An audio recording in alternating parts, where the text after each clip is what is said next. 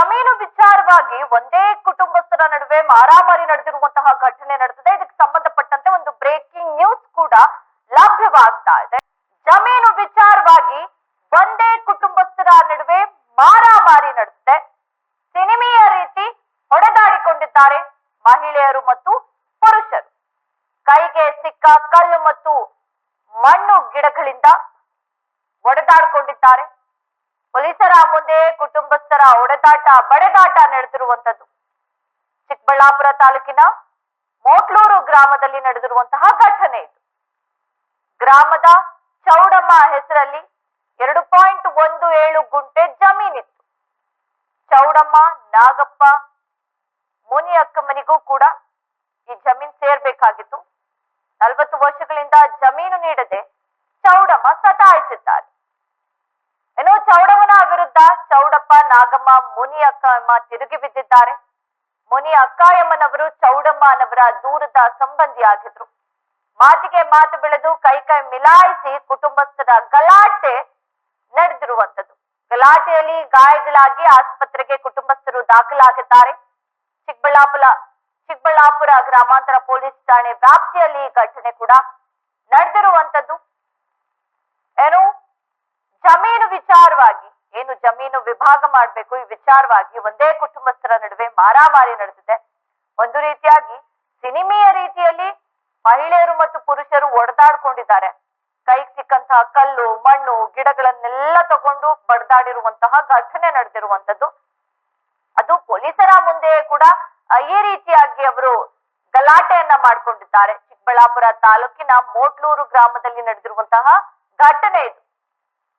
ಚೌಡಮ್ಮ ಎಂಬ ಮಹಿಳೆ ಹೆಸರಲ್ಲಿ 2.17 ಗುಂಟೆ ಜಮೀನ್ ಇರುತ್ತೆ. ಚೌಡಪ್ಪ, ನಾಗಪ್ಪ, ಮುನಿ ಅಕ್ಕಮ್ಮನಿಗೂ ಆ ಜಮೀನ್ ಸೇರ್ಬೇಕಾಗಿರುತ್ತಂತೆ. ಆದ್ರೆ ಕಳೆದ 40 ವರ್ಷಗಳಿಂದಲೂ ಕೂಡ ಜಮೀನು ನೀಡದೆ ಚೌಡಮ್ಮ ಸತಾಯಿಸ್ತಾ ಇದ್ರು ಅಂತ ಈಗ ಕೇಳಿ ಬಂದಿದೆ. ಚೌಡಮ್ಮ ವಿರುದ್ಧ ಈಗ ತಿರುಗಿ ಬಿದ್ದಿರುವಂತಹ ಚೌಡಪ್ಪ, ನಾಗಮ್ಮ, ಮುನಿ ಅಕ್ಕಮ್ಮನಿಗೂ ಕೂಡ ತಿರುಗಿ ಬಿದ್ದಿದ್ದಾರೆ. ಏನೋ ಜಮೀನು ವಿಚಾರವಾಗಿ ಗಲಾಟೆ ನಡೆದಿದೆ. ಸಿನಿಮೆಯ ರೀತಿಯಲ್ಲಿ ಹೊಡೆದಾಡ್ಕೊಂಡಿದ್ದಾರೆ. ಕೈಗೆ ಸಿಕ್ಕ ಕಲ್ಲು, ಮಣ್ಣು, ಗಿಡಗಳಿಂದ ಕುಟುಂಬಸ್ಥರು ಬಡದಾಡ್ಕೊಂಡಿದ್ದಾರೆ. ಪೊಲೀಸರ ಮುಂದೆ ಕುಟುಂಬಸ್ಥರ ಬಡದಾಟವನ್ನ ನೋಡಕ್ಕಾಗ್ತಾ ಇಲ್ಲ, ಆ ರೀತಿ ಇದೆ. ಚಿಕ್ಕಬಳ್ಳಾಪುರ ತಾಲೂಕಿನ ಮೋಟ್ಲೂರು ಗ್ರಾಮದಲ್ಲಿ ನಡೆದಿರುವಂತಹ ಘಟನೆ ಇದು. ಮಾರಾಮಾರಿ ನಡೆದಿದೆ. ಗ್ರಾಮದ ಚೌಡಮ್ಮ ಹೆಸರಲ್ಲಿ 2.17 ಗುಂಟೆ ಜಮೀನ್ ಇರುತ್ತೆ. ಚೌಡಪ್ಪ, ನಾಗಪ್ಪ, ಮುನಿ ಅಕ್ಕಮ್ಮನಿಗೂ ಕೂಡ ಈ ಜಮೀನ್ ಸೇರ್ಬೇಕಾಗಿರುತ್ತೆ. ಆದ್ರೆ ಜಮೀನನ್ನ ಕೊಡದೆ ಚೌಡಮ್ಮ ಸತಾಯಿಸ್ತಾ ಇರ್ತಾರೆ. 40 ವರ್ಷಗಳಿಂದ ಜಮೀನು ನೀಡದೆ ಚೌಡಮ್ಮ ಸತಾಯಿಸ್ತಾ ಇರ್ತಾರೆ.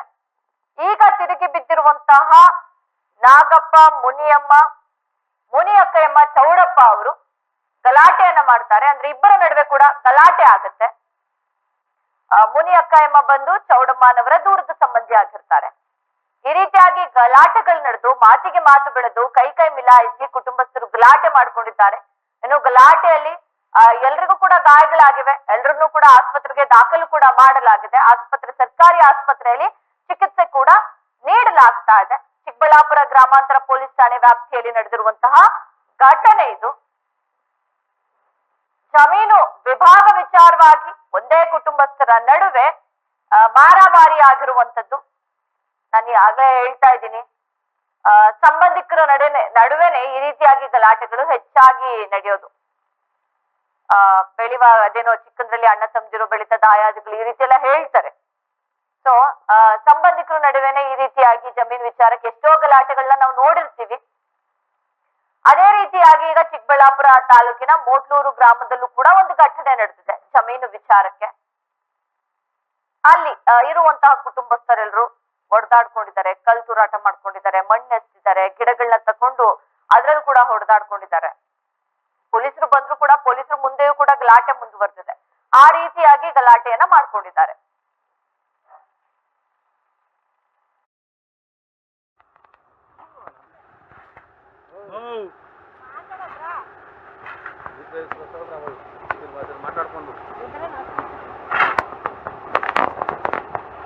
ಸನ್ನೆಯನ್ನ ಯಾರು ಸನ್ನೆಯನ್ನ ಮಾಡೋದು? ಬಡವ್ರ ಹೊಟ್ಟೆ ಮೇಲೆ ಹೊಡೆಯೋದಂದ್ರೆ ಇದೆ, ಹಂಗೆ ಅಲ್ಲ.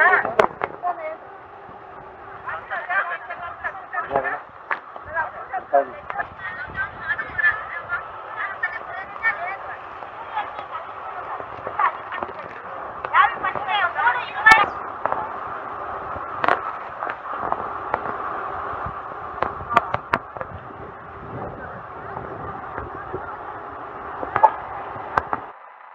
ಈ ವಿಚಾರಕ್ಕೆ ಸಂಬಂಧಪಟ್ಟಂತೆ ಮತ್ತಷ್ಟು ಮಾಹಿತಿಯನ್ನ ನೀಡಲು ನಮ್ಮ ಪ್ರತಿನಿಧಿ ನಾರಾಯಣ ಸ್ವಾಮಿ ದೂರವಾಣಿ ಸಂಪರ್ಕದಲ್ಲಿದ್ದಾರೆ. ಇನ್ನು ನಾರಾಯಣ ಸ್ವಾಮಿ, ಯಾವ ವಿಚಾರಕ್ಕೆ ಮೊದಲನಾಗಿ ಇವರು ಗಲಾಟೆ ಮಾಡ್ಕೊಂಡಿದ್ದಾರೆ, ಅದು ಪೊಲೀಸರು ಮುಂದೆನೆ ಒಡೆದಾಡ್ಕೊಂಡಿದ್ದಾರೆ, ಬಡ್ದಾಡ್ಕೊಂಡಿದ್ದಾರೆ ಅಂತ ಹೇಳಲಾಗ್ತಾ ಇದೆ.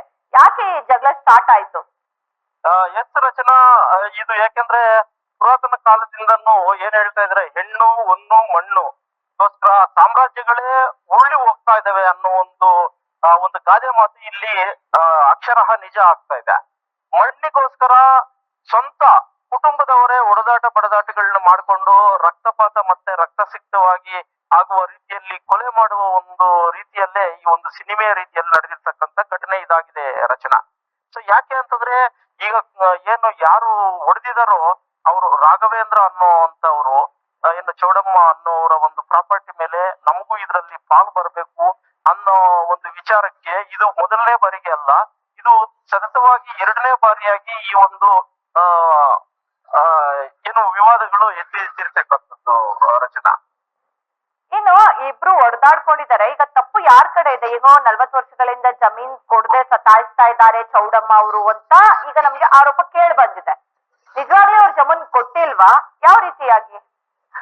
ಎಸ್ ರಚನಾ, ಇದು ಯಾಕೆ ಅಂತಂದ್ರೆ ನಾನು ಕಲೆ ಹಾಕಿರೋ ಮಾಹಿತಿ ಪ್ರಕಾರ ಚೌಡಮ್ಮನ ಮೊಮ್ಮಗ ಆಗಿರ್ತಕ್ಕಂಥ ಮಹೇಶ್ ರವರು ಹೇಳಿರೋ ಒಂದು ಪ್ರಕಾರವಾಗಿ ರಾಘವೇಂದ್ರ ಯಾರು ಹಲ್ಲೆ ಮಾಡಿದಾರೋ ಅವರು ದೂರದ ಸಂಬಂಧಿಗಳು. ಇದಕ್ಕೂ ಈ ಒಂದು ಜಮೀನಿಗೂ ಅವ್ರಿಗೆ ಯಾವುದೇ ರೀತಿ ಸಂಬಂಧ ಇಲ್ಲ. ವಿನಾಕಾರಣ ಈಗ ಏನು ತಾಲೂಕು ಕೇಂದ್ರವಾಗಿ ಮಾರ್ಪಡ್ತಾ ಇರ್ತಕ್ಕಂಥ ಮಂಚನಹಳ್ಳಿ ವ್ಯಾಪ್ತಿ ಒಳಗಡೆ ಬರುವಂತ ಇದು.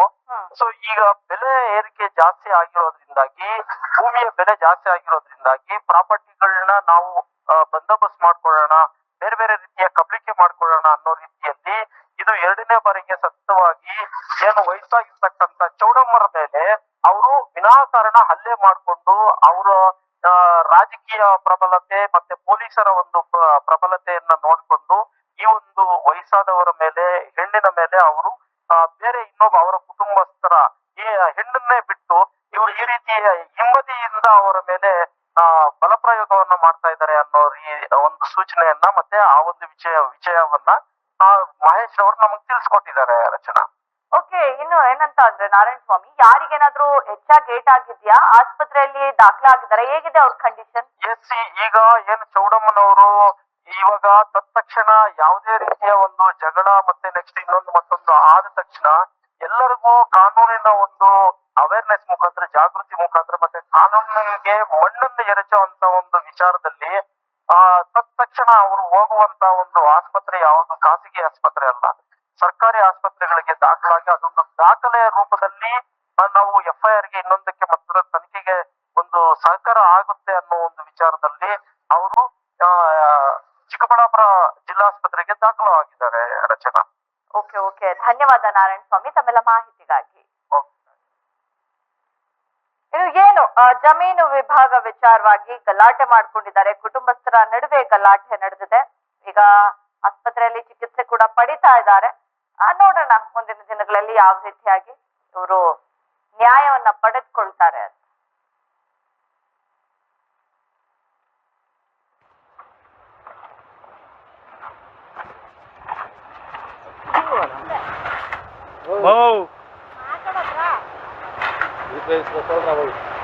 ಮಾತಾಡ್ಕೊಂಡು